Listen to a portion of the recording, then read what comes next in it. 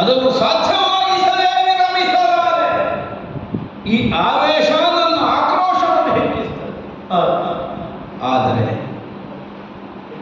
ಒದಗಿದಂತಹ ಪರಿಣಾಮ ವಸ್ತುಸ್ಥಿತಿಯನ್ನು ನೆನಪಿಸಿ ಉತ್ಸಾಹಕ್ಕೆ ತಣ್ಣೀರನ್ನು ಎರಚುತ್ತದೆ. ಎಷ್ಟೆಷ್ಟು ಯತ್ನಗಳನ್ನು ಮಾಡಿದೆ. ಪಾಂಡವ ನಾಶ. ಸ್ವಚ್ಛಂದವಾಗಿ ಸಾಗುತ್ತಿದ್ದಂತಹ ಬದುಕಿನಲ್ಲಿ ವಿಷಪ್ರಾಯವಾಗಿ ಒದಗಿ ಬಂದರು ಪಾಂಡವರು.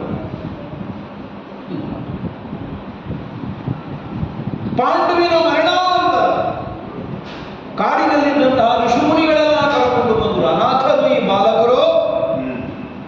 ಇವರನ್ನು ರಕ್ಷಿಸುವುದಕ್ಕೆ ಹಸ್ತಿನಾವತಿ ಅರಮನೆಯ ಯಾಜಮಾನ್ಯವನ್ನು ಹೊಂದಿದಂತಹ ಭೀಷ್ಮಾಚಾರ್ಯರೇ ಸರಿ ಅನ್ನುವಂತಹ ನಿರ್ಣಯದಿಂದ ಎತ್ತಿಕೊಂಡು ಅದೇ ನಮಗೆ ಚೋದ್ಯ ಆದದ್ದು. ನಮ್ಮ ಚಿಕ್ಕಪ್ಪ ಪಾಂಡು ಬದುಕಿದ್ದಷ್ಟು ದಿವಸ ಪಾಂಡವರಿಗೆ ಅರಮನೆ ಬೇಕು ಅಂತ ಕಾಣಿಲ್ಲ. ಯಾವಾಗ ಪಾಂಡುವಿನ ಅಕಾಲ ಮರಣ ಆಗಿ ಹೋಯಿತು, ಯೌವನಕ್ಕೆ ಕಾದಿರಿಸಿದಂತಹ ಈ ಮಕ್ಕಳಿಗೆ ಅನಾಥ ಪ್ರಜ್ಞೆ ಬಂತು ಅಂತ ಋಷಿಮುನಿಗಳು ತೀರ್ಮಾನಿಸಿ ಅರಮನೆಯ ಆವರಣದಲ್ಲೇ ಬೆಳೆಯಬೇಕಾದ ಮಕ್ಕಳು ಹೌದು ಅನ್ನುವುದು ಪಡೆದ ಪಾಂಡುವಿನ ಸಂಕಲ್ಪ ಆದರೆ ಪಾಂಡು ಬದುಕಿಲ್ಲದ್ರೆ ಕಳಿಸುವುದಿತ್ತು. ಈಗ ಪಾಂಡು ಸತ್ತ ಮೇಲೆ ಯಾಕೆ ಬರಬೇಕು? ಕೇವಲ ಸಿಂಹಾಸನದ ಉತ್ತರಾಧಿಕಾರಿ ಆಗಬೇಕು. ಈ ನಿರ್ಣಯದಿಂದ ಸಂತಾನ ಪಡೆದದ್ದು ಅಂತ ನಮಗೆ ತಿಳುವಳಿಕೆಗೆ ಬರಲಿಲ್ಲ. ಬರ್ತಿದ್ರೆ ನಮ್ಮ ಅಜ್ಜನಾದಂತಹ ಭೀಷ್ಮರು ಎಲ್ಲೋ ಕಲಿಸಿಕೊಡ್ತಿದ್ದು. ಸದ್ಗತಿಯ ಕಾರಣವನ್ನು ಮುಂದಿಟ್ಟುಕೊಂಡು ಸಂತಾನವನ್ನು ಹಂಬಲಿಸಿದಂತೆ ನಮ್ಮ ಚಿಕ್ಕಪ್ಪ. ಅಪುತ್ರವಂತರಾದವರು ಗತಿವಿಹೀನರಾಗಿ ಹೋಗ್ತಾರೆ. ಆದ್ದರಿಂದ ಸಂತಾನ ಬೇಕು. ಸದ್ಗತಿ ಕಾರಣವಾಗಿ ಪಡೆದಂತಹ ಮಕ್ಕಳನ್ನು ಅರಮನೆಯ ಉತ್ತರಾಧಿಕಾರಿಗಳನ್ನಾಗಿಸುವಂತಹ ನಿರ್ಣಯ ಕಳೆದವರು ಯಾರು? ಕರ್ಕೊಂಡು ಬಂದ ಋಷಿಮುನಿಗಳು. ಕೈ ನೀಡಿ ಒಳಗೆ ಎಳೆದುಕೊಂಡಂತಹ ಅಜ್ಜ ಭೀಷ್ಮ. ಅಂದಿನ ತನಕ ಸಿಂಹಾಸನಕ್ಕೆ ಉತ್ತರಾಧಿಕಾರಿ ಯಾರು ಅನ್ನುವಂತಹ ಪ್ರಶ್ನೆಯೇ ಹುಟ್ಟಿರಲಿಲ್ಲ. ಯಾವಾಗ ಪಾಂಡವರು ಹಸ್ತಿನಾವತಿ ಅರಮನೆಯ ನೆರಳಿಗೆ ಬಂದು ಸೇರಿದರು, ಆಮೇಲೆ ಪ್ರಾರಂಭ ಆಯಿತು. ಯಾಕೆ? ಎಷ್ಟೋ ಮಂದಿ ಅನಾಥರಿಗೆ ಆಶ್ರಯ ಕಲ್ಪಿತವಾಗಬಹುದಾದಂತಹ ಅರಮನೆ ಅರಗುವರರಲ್ಲಿ ಭೇದ ಭಾವವನ್ನು ಹುಟ್ಟು ಹಾಕುವುದಕ್ಕೆ ಮೊದಲಾಯಿತು. ತನ್ನವರು ಪರರು ಈ ಭಾವ ಬೆಳೆಯಿತು. ಯಾಕೆ ಬೆಳೆಯಿತು? ಯಾರಲ್ಲಿ ಬೆಳೆಯಬೇಕು? ಬೆಳೆದದ್ದವು ಹಿರಿಯರಿಗೂ ತಿಳಿಯದ ಹಾಗೆ ಬೆಳೆದದ್ದಲ್ಲ. ನಮ್ಮ ವರ್ತನೆಗಳು ಹಿರಿಯರ ಗಮನಕ್ಕಾಗಾಗ ಬರ್ತಾ ಇದ್ದಾಗ ಬಹಳ ಆಕ್ಷೇಪಣೆಯನ್ನು ಆ ಕುರಿತು ಬರಲಿಲ್ಲ. ಆದರೆ ಮುಂದುವರಿದು ಪಾಂಡವರು ಧಾರ್ತರಾಷ್ಟ್ರರು ಬೇರೆ ಬೇರೆಯಾಗಿ ವಿಂಗಡವಾಗಿ ನಿಲ್ಲುವಂತಹ ಸ್ಥಿತಿ ಸಿದ್ಧವಾಗುತ್ತಾ ಹೋಯಿತು.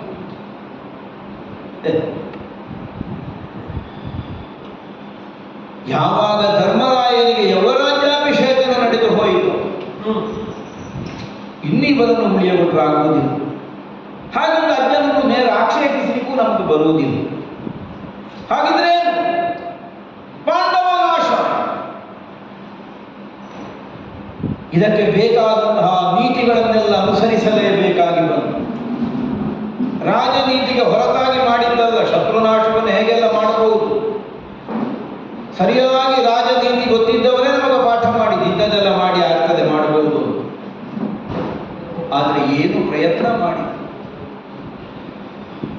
ದಿನದಿಂದ ದಿನಕ್ಕೆ ಕ್ಷೀಣರಾಗಿ ಹೋಗುತ್ತಾರೆ ಪಾಂಡವರು ಅಂತ ನಾವು ಭಾವಿಸಿದರೆ ಪ್ರಬಲರಾಗುತ್ತಾ ಎಷ್ಟರ ತನಕದ ಪ್ರಾಬಲ್ಯ. ಅನಾಥರಾಗಿ ಬದುಕುವುದಕ್ಕೆ ಗತಿ ಇಲ್ಲದೆ ಇದ್ದ ಸ್ಥಿತಿಯಲ್ಲಿದ್ದಂತಹ ಪಾಂಡವರಿಗೆ ದ್ರೌಪದಿ ಸ್ವಯಂವರದ ಮೇಲೆ ದೃಪದನ ಬೆಂಬಲ ಸಿಕ್ಕಿತು. ಕೃಷ್ಣನ ನೇತೃತ್ವದಲ್ಲಿ ಯಾದವರ ಸಹಾಯ ಸಿಕ್ಕಿತು. ಪ್ರಬಲರಾಗುತ್ತಾ ಹೋದರು.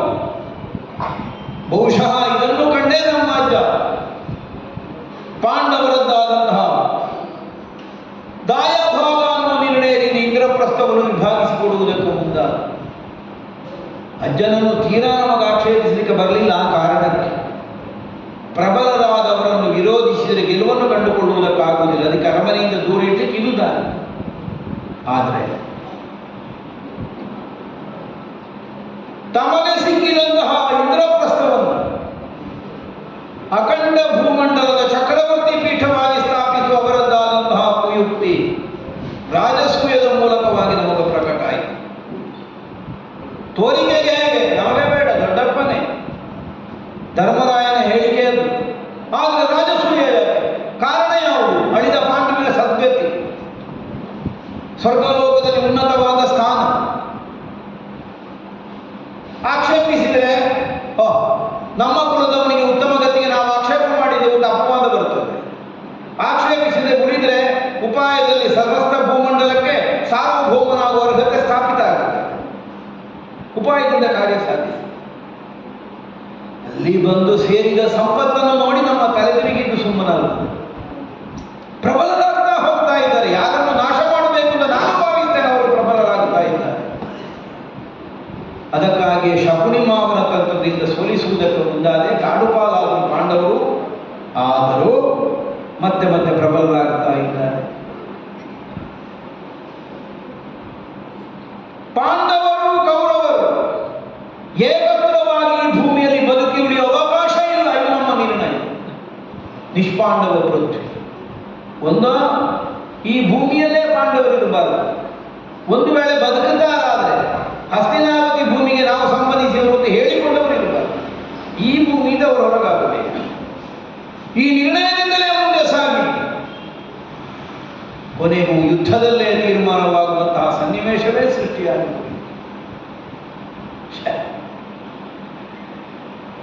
ಅತ್ಯಂತ ಭರವಸೆ ಇತ್ತು.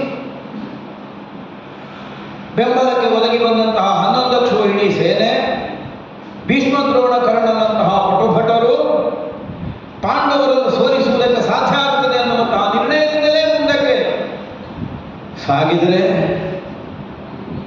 ಇಂದಿಗೆ ಇಲ್ಲಿಗೆ ಬಂದು ನಿಂತಿತು. ಹೋರಾಟದಲ್ಲಿ ನಿರ್ಣಯಿಸಿಕೊಳ್ಳುತ್ತೇನೆ ಅನ್ನುವಂತಹ ನಿರ್ಧಾರದಿಂದ ಮುಂದಾದ ಸುಯೋಧನನಿಗೆ ಹೋರಾಟವೇ ಬೇಡ ಅನ್ನುವಂತಹ ಮನಸ್ಥಿತಿ ಬರುವಂತಹ ಸನ್ನಿವೇಶವನ್ನು ಸೃಷ್ಟಿಸಿ ಪಾಂಡವರ ನೆನಪಾದಾಗ ಹೊಡೆದು ಕುಣಿಸೋಣ ಅಂತ ಕಾಣುತ್ತದೆ. ಆದರೆ ನನಗೊದಗಿದ ದುಸ್ಥಿತಿಯನ್ನು ಆಲೋಚಿಸಿದರೆ ಯಾವ ಯುದ್ಧ, ಯಾಕೆ, ಯಾರನ್ನು ಒಳಗೊಂಡು ನಾನು ಯುದ್ಧಕ್ಕೆ ಪ್ರಾರಂಭಿಸಿದೆ. ಇನ್ನೀಗ ಪಾಂಡವರನ್ನು ನಾಶ ಮಾಡಿದರೂ ನಾನು ಅನುಭವಿಸುವುದಕ್ಕೆ ಏನಿದೆ? ಈ ಭಾವನೆಯಿಂದ ಯುದ್ಧವೇ ಬೇಡ ಅನ್ನುವಂತಹ ಯೋಚನೆಯು ಕ್ಷಣ ಕ್ಷಣ ಕಾವಲಿಸಿದೆ. ಆದರೆ ಯುದ್ಧ ಬೇಡ ಅಂತ ನನಗೆ ಕಾಣುವುದು. ಅವರು ಯುದ್ಧದಿಂದ ವಿರಾಮವನ್ನು ಹೊಂದುವ ಮನಸ್ಥಿತಿಯಲ್ಲಿ ಅದು ಎಂಥದ್ದು ಕೇಳಿಸ್ತದೆ. ಅದು ಆ ಭೀಮಸೇನ